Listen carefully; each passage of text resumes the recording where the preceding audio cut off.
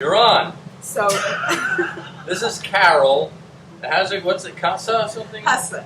Hussa. Hussa. Okay, you're from Wilkes-Barre. Yes. And you saw this thing on Channel 16 or something? No, your son did. No, I saw Oh, it. you saw it too. Yeah. And you came up and you're giving me a whole bunch of information on this diner that I had no idea as far as the 1927 menu up there. Yeah, that's Which original. I've been lying to people about. No, that's original. Well, it is. It's original because we copied. We had a photograph of an old Italian diner, Okay. or any old diner, and these were the menu boards. Okay, now you realize what we do now. People really give us a hard time for that. Right, because And I said, all you got to do is come up with 1927 coinage, and if we have it, you got it for that price. right. And it works out pretty good for us. No one's ever taken us up on it. So how about lamb's tongues? You know, I tell people it was so disturbing when I got the first lamb tongue out that I couldn't do it again. Oh God, I want to think about it. Yeah. All right, so And I always want to know what Scotch ham is. Like, what is that? I don't know, but let's get back to the fact that your first time you ran into Gordon. All right, the first time I ran into Gordon, when I met Gordon, it was in 1998, and he was working with a crew of Amish people who had been hired to move the Joe Palooka Diner out of Wilkes-Barre to Germantown, Pennsylvania.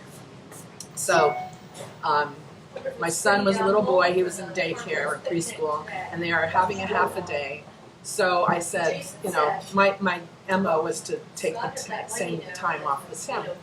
We went a different way by accident that morning, and we got behind a big flatbed trailer that then pulled into where Joe Palooka's diner was.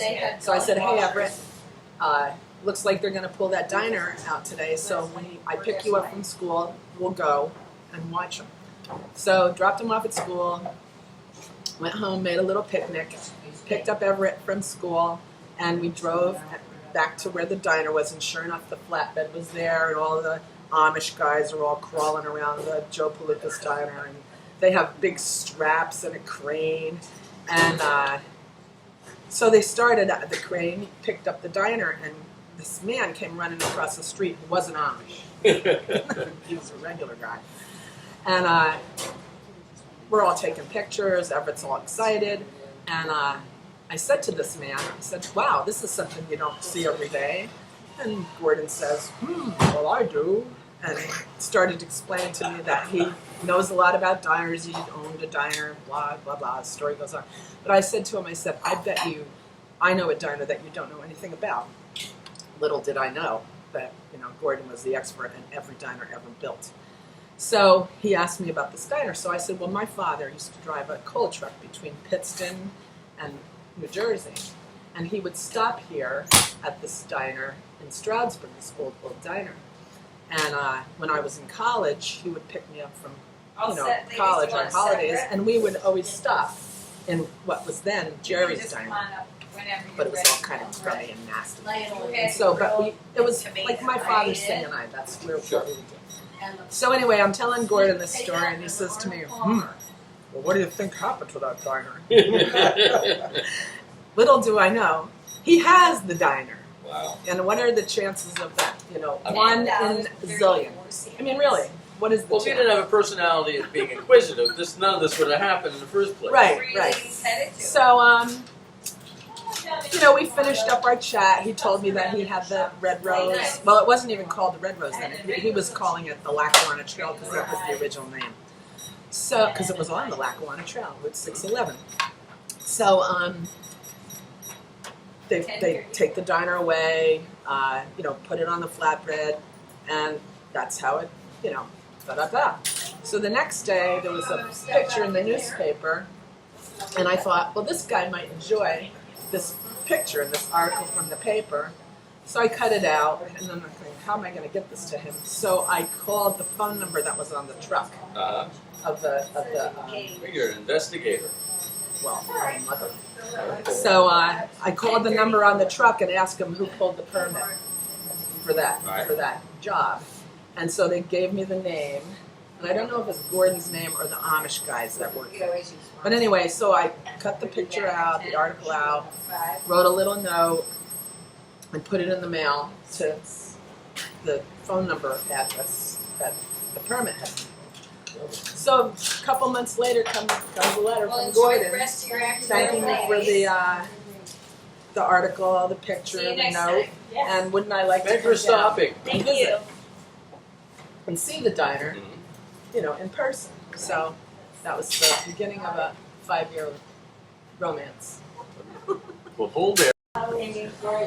So the menu boards. The menu boards are, they're not original, but they're original menu items that would have been in. You mean I lied to all these people for all these years? Yes. Okay. Yeah. And we had a postcard or a photograph of what a menu board would have looked like in 1927 or 28 with the prices, and we made the menu boards. And that's all original. That's what, if you had tomato soup in 1927, it would Well, I'm be a going to spin nickel this around. Hold on. Let's see. So they can on the actually. menu boards. Ta-da, there's the menu boards. Yep. You got that chicken pot pie for 25 cents, liver and onions, 30 cents. Hamburgers. I think I told you that $4. anybody asks about that, they try to shake us down for those kind of prices. I said, you come up with 1927 coinage, and we'll do something. Well, we do eat the one. Every Wednesday, Betty makes donuts for nothing. Oh, okay. So we say we meet the 2 for 5 cent price. Right. Okay, I interrupt you. I'm sorry. So you put that all together. Right, but that's after, we had the spot here. The way we found this spot was we were coming back from Corning, New York, where he had originally thought he had found the perfect spot. It was at the end of the main street in Corning, had a great building that he could attach the diner to. So we were on our way back from Corning, New York that night. We got into town here, and the movie theater was just letting out. And so Gordon was all excited about the movie theater. We parked the car, and he was standing and paying attention to the crowd and the movie theater letting out. And I'm in the car looking at this empty lot across the street from the movie theater. So when the location in Corning, New York fell through, this was the spot. That's how it happened. Now, originally it was down in Lancaster for. You tried getting it to Lancaster. He moved it from Stroudsburg to Lancaster, hence the name Red Rose Diner, because Lancaster is the Red Rose City. Even the police have York Red is the Roses White in there. Rose City. Yeah, so that's hence the name Red Rose Diner. The Now, the original gentleman name. who sold it to him, he said he paid $5,000 cash. Yes, these diners came fully equipped with plates, the whole 9 yards, menus. You bought one of these diners, and you could park it somewhere and start your business. And there were a lot of men who were coming out of World War II who had gotten trained as cooks in the Army and the Navy. So it was a perfect way for them to make a living after coming out of the service. And it was right when, America was in love with their cars. My father's first car was a 1914 something. Anyway, so highways, cars, people had free time, and this was a great way to get set up. When he got it, though, it was a standalone unit. It didn't have Right. it didn't have any outbuildings No, and all no, that. no. So whoever ran that had they were Just- stuck with this was it. refrigeration here and that. And this refrigerator's original. Gordon took the whole thing apart, got it all cleaned up, made it work. The bathroom, the phone. Spent a lot of time.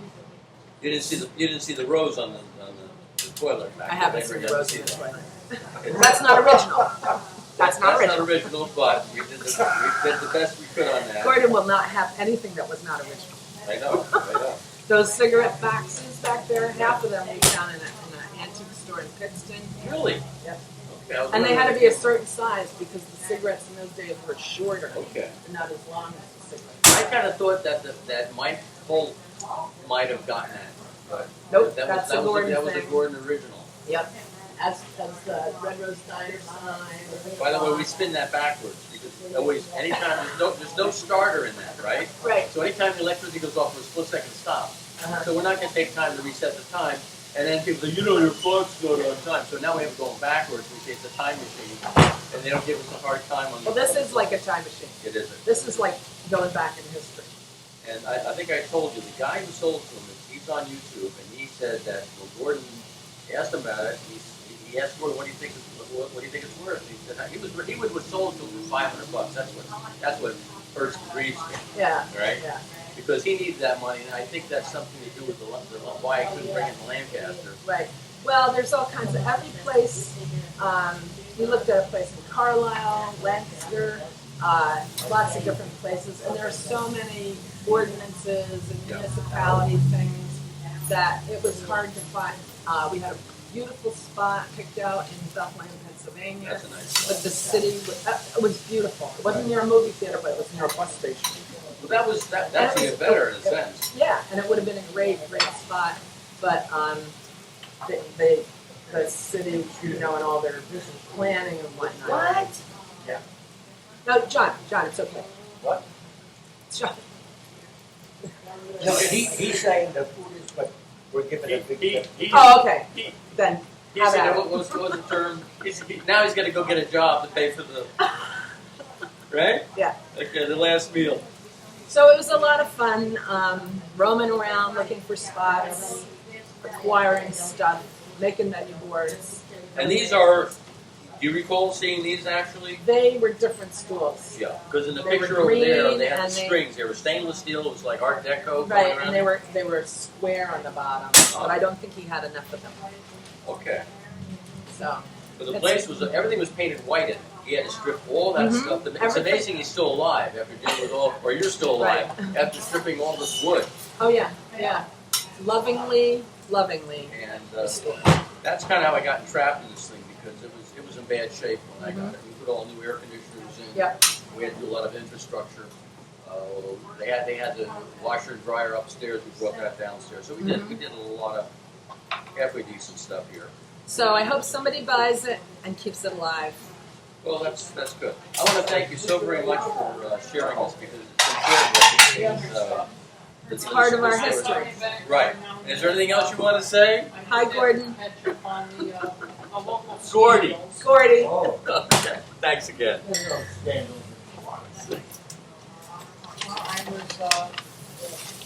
Where'd it go? I mean, if I was Mike Shaw.